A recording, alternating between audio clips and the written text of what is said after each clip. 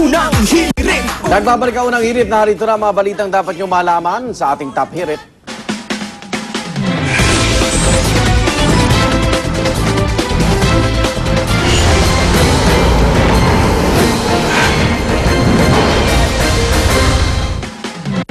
Dumalo si Chief Justice Renato Corona sa pagtatapos ng Octave Mass na inalay para sa kanya ng Korte Suprema kahapon.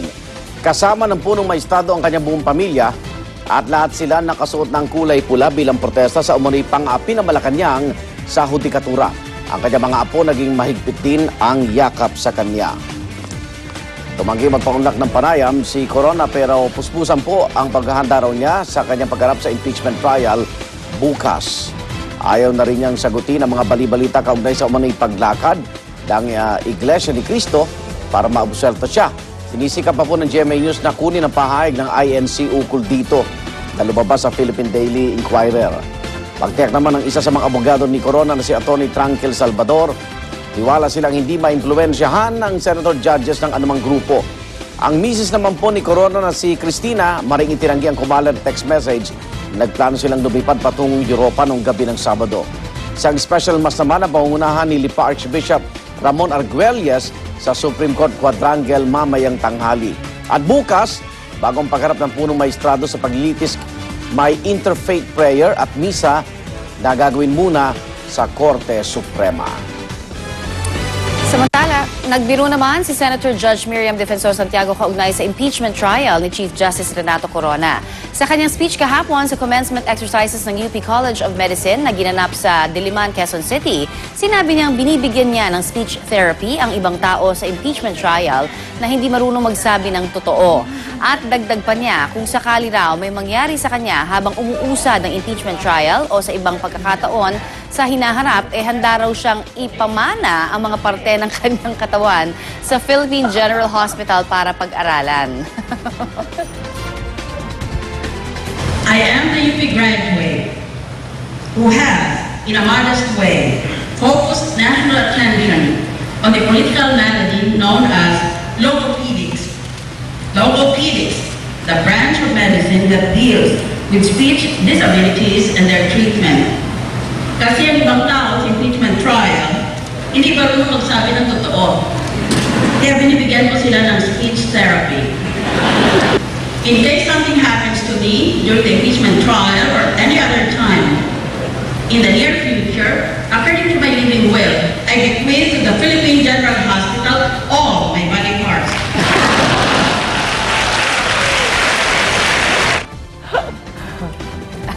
Winner talaga.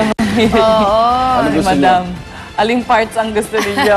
All my body parts. Hindi, mga mapakinabangan naman. Mapag-aaralan daw. Gusto ko yung brain. Oh, yun na nga eh.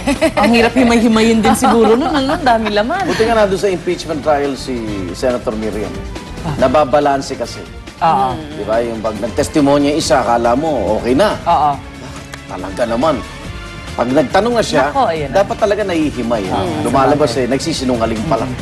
Pero ano, yung worry niya, actually parang nabanggit niya kung ano mangyayari saan during the trial. High Siguro blood. alam din niya kasi High blood kasi oo, siya eh. Hindi na Gagad kasi napipigilan siya. eh. Yun Alam mo, na sa nga trial judge, alam na niya kung sino yung nagsisinungaling siguro. Ang dami na niyang nakaupong suspect siguro. Lahat nagsasabi naman dito totoo yun. Oo.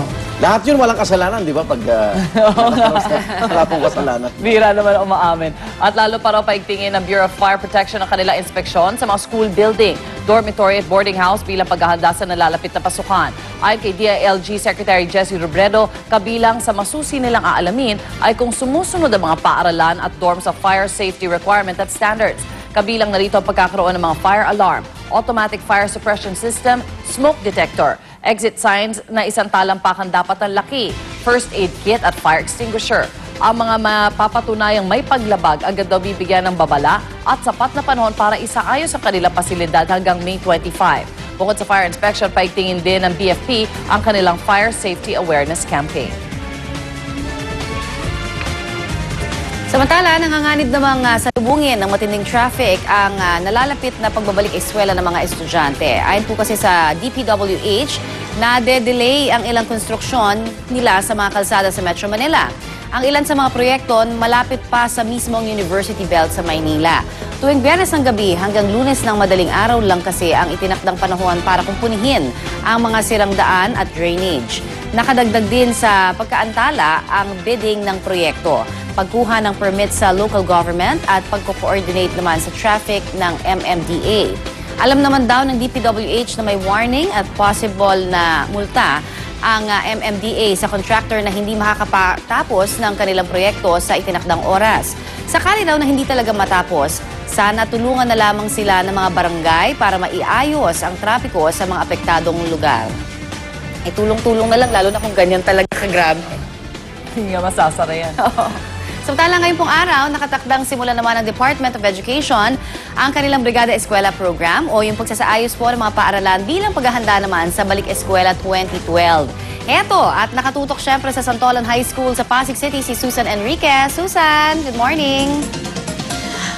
Good morning, Mariconi. Good morning po mga kapuso. Simula na ho ng week-long celebration ng Department of Education. Ito po yung Brigada Eskwela. Ginagawa po ito 1 week bago magsimula ang klase para ihanda yung mga paaralan. Siyempre, ayusin ho yung mga dapat ayusin para pagbalik ng mga estudyante sa kanilang mga paaralan, maayos na. So ngayong araw po ito, sa pagsimula ng Brigada Eskwela, natatagal hanggang sa May 26, araw po yan ng Sabado, ay dito ho tayo sa Santolan High School at nakatay up ho natin dito ang mga tauhan ng Armed Forces of the Philippines para mag-repair ng mga sirang upuan at mga gripo at siyempre maglilinis din ho tayo ng mga dingding at sahig nitong naturang paaralan para po ihanda na sa pasukan. Gayun din meron ho tayong mga volunteers mula sa mga fine art students para gumawa ho dito ng mural at gayun din mamimigay ho tayo ng 115 na mga textbooks, teachers manuals at mga student magazines na magagamit ho nila sa pagsisimula ho ng klase. Ang Brigada Eskwela ay ginagawa po sa tulong ng mga guro, magulang, mga estudyante, mga LGUs, NGOs, at sila po yung nagtutulong-tulong para isagawa ang ganiyang mga proyekto. Kaya ngayong umaga po, yan po yung ating gagawin dito sa Santolan High School. Ito, nakapila na yung mga estudyante na makakasama natin, mga NGOs, mga magulang, nandito na rin ho.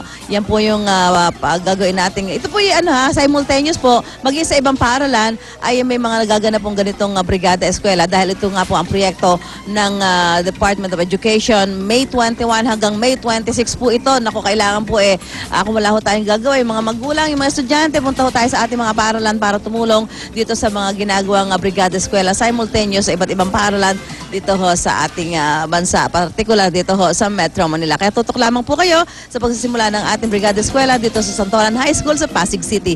Balik sa iyo, Maring Connie. Salamat, Maring Susan Enriquez. Pasandahan naman natin ang mga aksyong balita sa umaga ito. Narito na Ronda Report.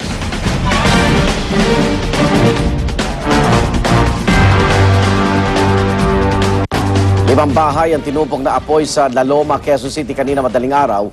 Isa po ang naitalang patay habang 3 naman ang nasugatan sa sunog.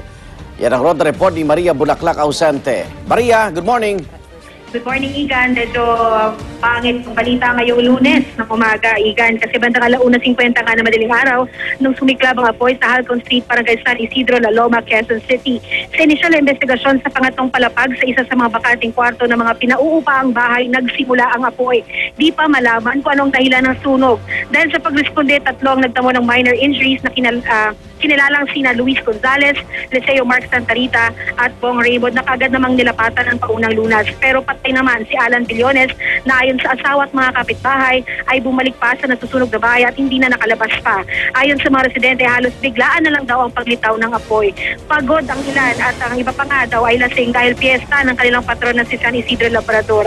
5 bahay nga ang natupok na may 12 pamilya ang nakatira. Inaalam pa sa ngayon, Igan, kung magkano yung halaga ng tinupok ng apoy. Yan munang Ronda Report mula sa Quezon City. Igan. Maraming salamat, Maria Bulaklak Ausente.